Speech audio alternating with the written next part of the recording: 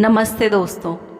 श्रीमद् भगवद गीता कोई पुस्तक नहीं बल्कि स्वयं भगवान के मुख से निकली हुई वो वाणी है जिसने अर्जुन को उनके अंतर मन में चल रहे द्वंद्व से निकाला था। अर्जुन को उस समय रास्ता दिखाया था जब वो अपने जीवन के सबसे कठिन समय में थे। वो समझ नहीं पा रहे थे कि क्या उचित है और क्या अनुचित।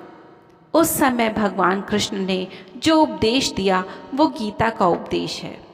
ये गीता का उपदेश आज भी मानव जाति का मार्गदर्शन कर रहा है।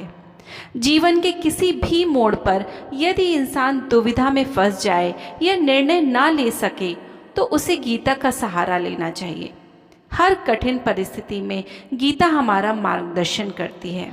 गीता की एक शिक्षा जो आज हमारे जीवन के लिए अति महत्वपूर्ण है वो है कर्म का सिद्धांत।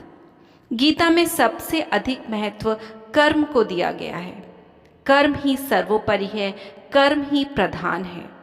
कर्म करने से ही परिस्थितियां बदल सकती हैं।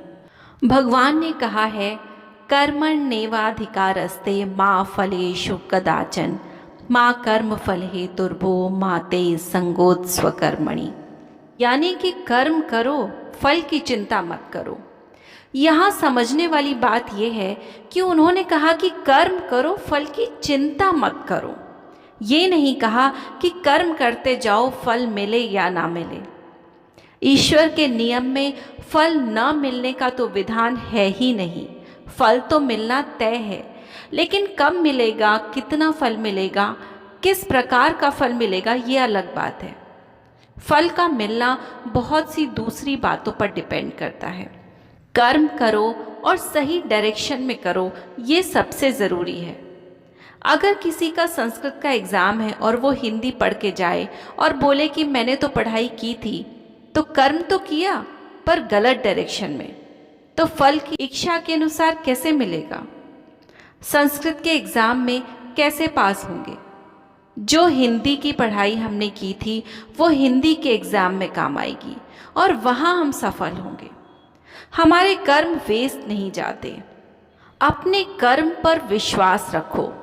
यदि हम अपने आप को ये समझा लें कि हमारा कर्म करना है, उसका फल हमारे हाथ में नहीं है। अच्छे कर्म का अच्छा ही फल मिलेगा। इसीलिए अच्छे कर्मों पर ध्यान दो, भविष्य अपने आप अच्छा हो जाएगा। याद रखो, जो व्यक्ति कर्म करता है वो कभी नहीं हारता।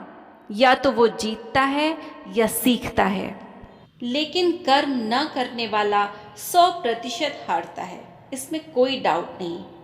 कर्म करना हमारा कर्तव्य है और धर्म भी। उम्मीद है कि आपको ये वीडियो पसंद आया होगा। अगर पसंद आया है तो प्लीज़ मेरे चैनल को सब्सक्राइब करें।